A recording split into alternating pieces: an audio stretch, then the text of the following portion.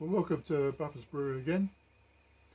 I thought I'd just bring you up to date with my latest brewing contraption that I've contrived to make my brewing life a little bit easier. It's what I refer to as the Buffer's Brewery dry hopper. Basically, it's a plastic box that sits under your fermentation bucket lid, full up with your dry hops, so that when the time comes for you to put the dry hops into your brew, you don't have to open the lid and all that goes with that.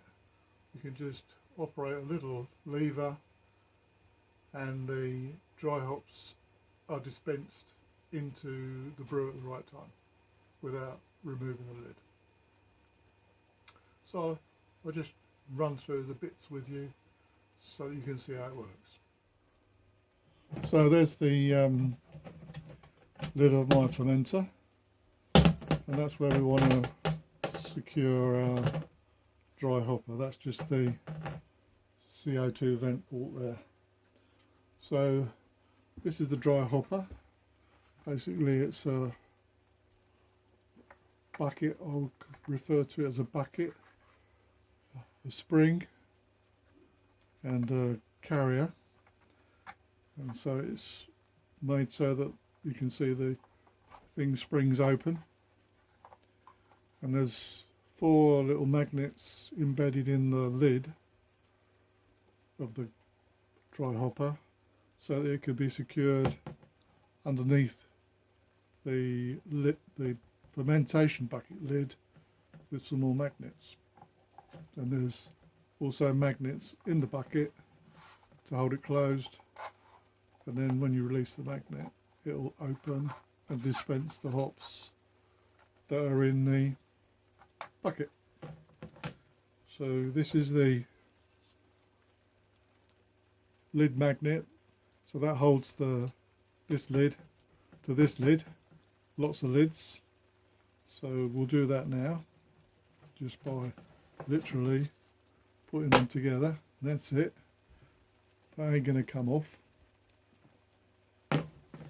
So you can fill your bucket with hops and then carefully close it up and place another magnet bar, a little bit too close. That's it. That now will hold the bucket closed, and then when that can be fitted as you would do normally, and then when you want to dispense your dry hops, you just move the little bar there, and hey presto, the bucket opens and hops fall out. Well, I hope you found that interesting. Probably some of you are wondering, why do I go to all that bother? Well, the thing is, I tried initially using just an ordinary net bag, like a hop bag, but it sagged when it was suspended underneath the lid, and the hops got wet from the krausen that came up during the fermentation, and it all went a bit ugly. So I wanted a method of holding the hops well away from the brew while it was fermenting, and a way of then dispensing it subsequently.